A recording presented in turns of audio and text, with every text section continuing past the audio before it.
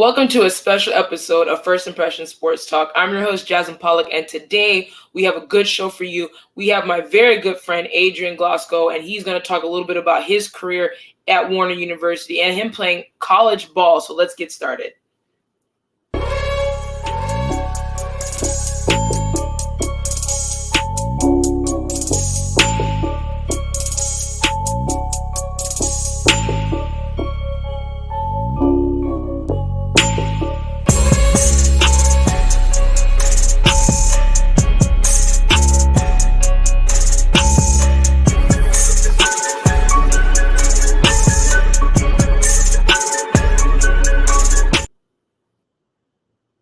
Welcome back to Jasmine's First Impression Sports Talk. Again, today we have my very good friend, Adrian Glasgow. He is the wide receiver for Warner University Royals, and he attends the school. He has a lot of great attributions so far to his career, but he's still adding on. So let's bring on Adrian, and let's introduce him to everyone. How you doing? It's great to be here. Yes. Hi, Adrian. Welcome to First Impression Sports Talk. I know I interviewed you before, but we are here now. This is your first time on, so I'm so thankful and grateful for you to be on. So thank you. No, thank you. When you asked me, it was an honor to be on here. So I'm ready. Yes, and we're going to have a good conversation. So I'm really excited. So just give everyone a little bit about yourself, what you're doing currently, and just, a little bit about yourself. Well, I'm a man of God. I try to do everything in due diligence, just continue to be steadfast and be humble. Right now, I can say I'm like tending the sheep. I feed my dogs every day, and I have my own projects and movie career planning stuff that I like to do. Just finished a preaching sermon, and I ran from preaching. So, God's just having his way with me at the current moment, and just training, building my body for the next season. Absolutely. And I love that answer because we see your faith on campus. We saw, after I graduated, I was like, that's a person I need to have on my show just to talk about your faith and talk about how it's brought you throughout the course of your young career and your young life and stuff like that. So this is amazing. But you want to go into a career for media production, correct? Yes. So this is a new question, because we're talking about it. So how hard is it in media production? Because I know we have Remy in the back. She's doing a form of media production. It's not an easy thing to do. It's like it takes talented people, and I saw a lot of your work. So what does it take to be successful in media production for you? Diving right in, I see now that it takes a lot of discipline and structure. Mm-hmm. I don't have it all down packed right now. I'm still like the baby blossoming into it. I'm trying to be disciplined and, have everything in order. My mom got me a scheduling book because it's just a lot of preparing but knock down like the discipline aspect of it. It's really up to you and your natural God-given skills. Right. For me, if it's the Lord's will, if I make it to the NFL, I would like to personally invest in a movie production studio. Mm-hmm. And that comes with a lot of preparing. It could be tedious with work, but faith without works is dead. So it's just Absolutely. the work, discipline aspect. You can really push through and do a lot of great things. Yes, and like I said, you have a lot of great work. I mean, Warner is a very good place to learn that stuff.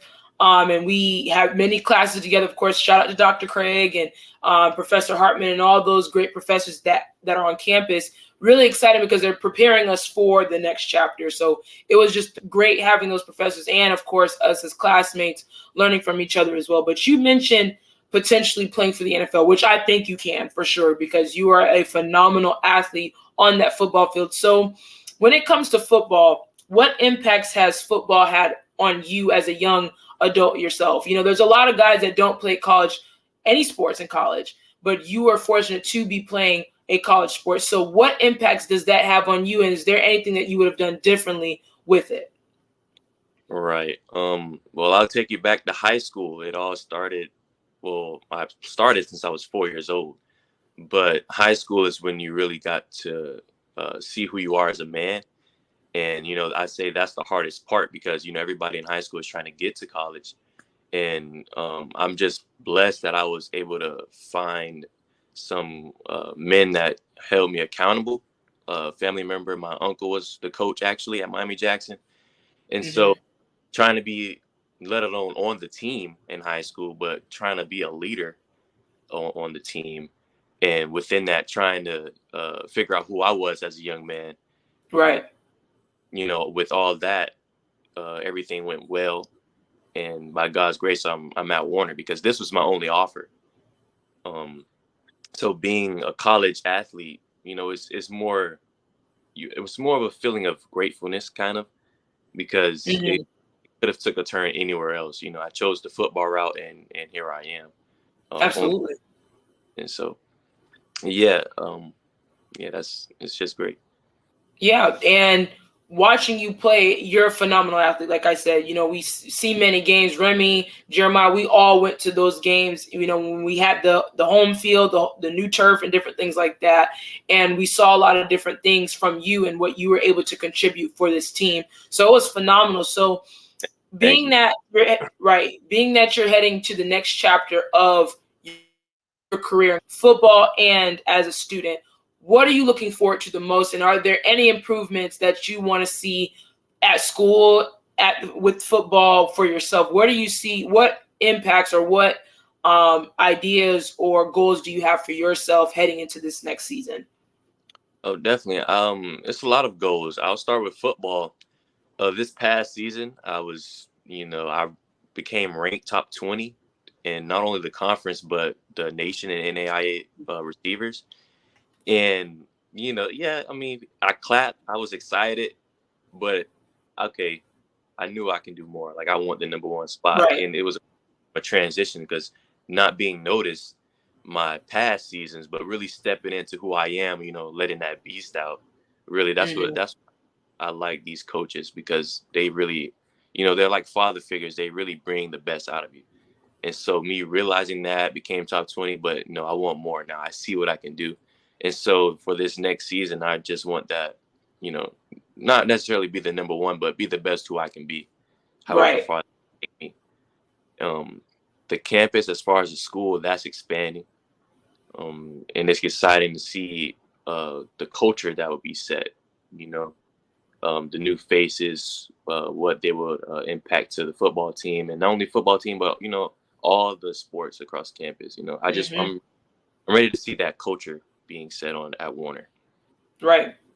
Absolutely. And we look at Warner and small campus, there's a lot that can be done, for sure. And there's a lot of things that are coming for the school. And I think that, our generation right now, the students there, you, me, Remy, former students like us and stuff like that, we still have some sort of heart for Warner. I do personally. I feel like my work is not done, even though I'm not there anymore, and I graduated. And I moved on, but it doesn't feel like I'm done.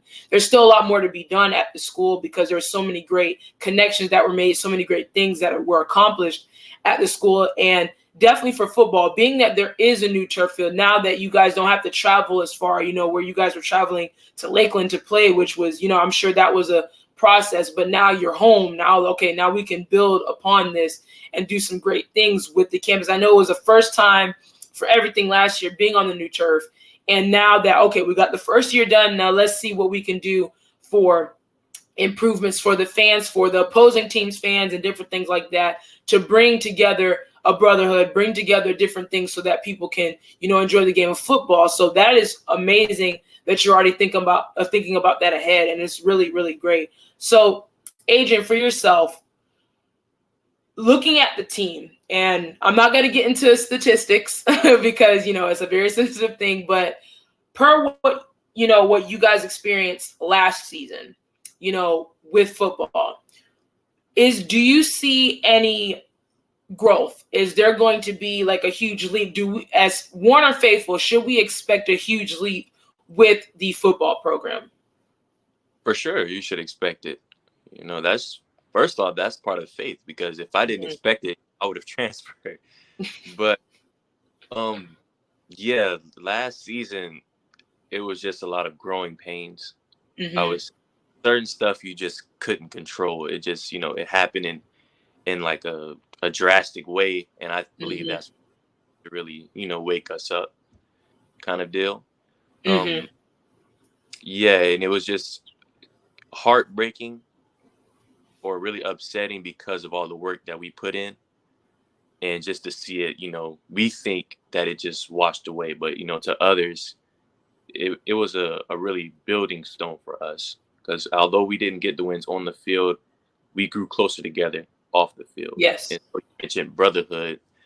There has been an improvement. We are brotherhood now. We might not be able to have all the team bonding events, but we glue together. Like, you see us walking together, talking together. We'll check up on each other, pray for each other. Right. If that wouldn't have happened, if we just won every single game last year, but because of that rough time, that made us closer. So I expect with that and with these new guidelines that we've built and we trained for, I believe that we can do great things. Yes. And you mentioned building that brotherhood, and even through the down moments of the season, that brought you guys together. And that's the biggest thing, because so many times we see in pro sports where, if a team has a bad loss, everybody is just over here in their own sections, in their own minds, and it goes downhill from there. But you could see the potential with the football team. Like, we saw it in person. We saw it on the Warner Royals sports network. We saw you guys when you guys traveled. There was still unity in some instances, and that now you can build off of that unity. Let's get rid of getting separate and doing different things because something doesn't go our way. Come together, and that way we can say, okay, this is our strength. So let's build upon this strength, so that way we can have success and see that leap and see that growth that we just talked about, for sure. So you mentioned faith also. We know how faith-based driven you are, and the power you possess, and the Holy Spirit and different things like that. But what spiritual measures do you take on your day-to-day, month or whatever, to keep yourself together, keep yourself intact, your mental health, your spiritual health? What measures do you take in order to perform your day-to-day tasks? Okay. Well, just a disclaimer, I'm not perfect in any way.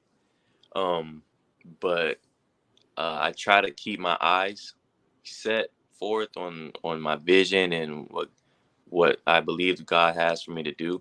Mm-hmm. And I believe that's why I got this little eye scare with the doctor and everything. God's just, he has his way of bringing me back to the center. But I try to fast, and I pray daily. I have my little slow and reverb Christian playlist, just little things like that. And I try to do everything for him and keep the joy, that joy that never runs out of me.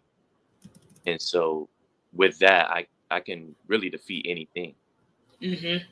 That I'm not scared. Like in high school, I said, I tried to please the world.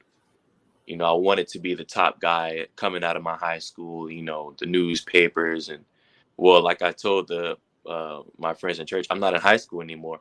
So, Yes. that little fame, that wouldn't have lasted me. So I would have been still trying to search for more worldly fame. But, just going out on the field every day, I give my prayer. I say thank you, because, it's another day of practice.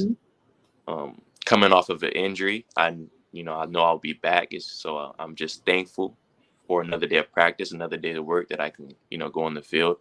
So I think that's what keeps me stable and humble. I don't try to please the world. I'm not of the world. I'm just thankful for each step that I take on the field. And so that keeps me joyful on the field and happy.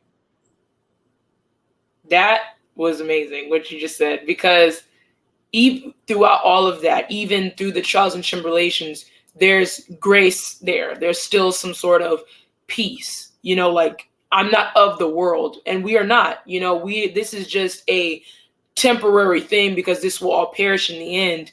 And we have to make sure day to day, of course, we're not perfect, but day to day, making sure that we are trying our best and living for our best and living for the standard of God that he placed in all of us, because we all have a purpose. I believe in that, even though we may all have different paths, but we all have one main purpose, is to be able to have eternal life with the Heavenly Father. So saying that and talking about that stuff is so important, especially in the climate that we're in the world, in sports. So many things are changing, and we have to remain steadfast. We have to remain in our faith and remain humble and remain, level-headed, so that way we don't overstep or we don't misstep and we're not fruitful to others. So that was a very impactful thing that you said, just for young athletes and even people, generations above us, and things of that nature. So, Adrian, final question.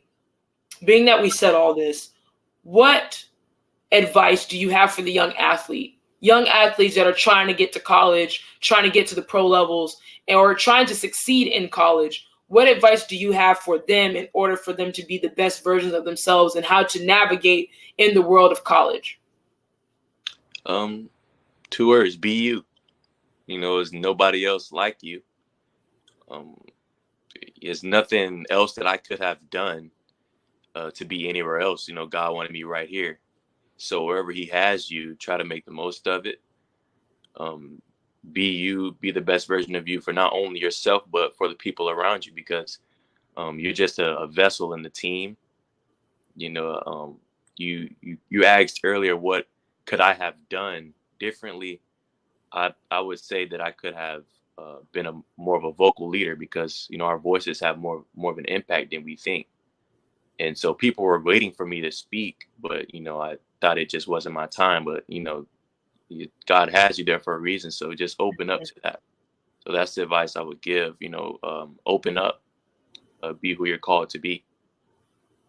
Yes, and accept the call of God, because we're all placed in situations where God is not going to place you in a situation he doesn't think you're prepared for. You just have to overcome your own obstacles and your own mind and your own heart. And so many times, even for myself, when I was growing up in high school and different things like that, I did not like speaking.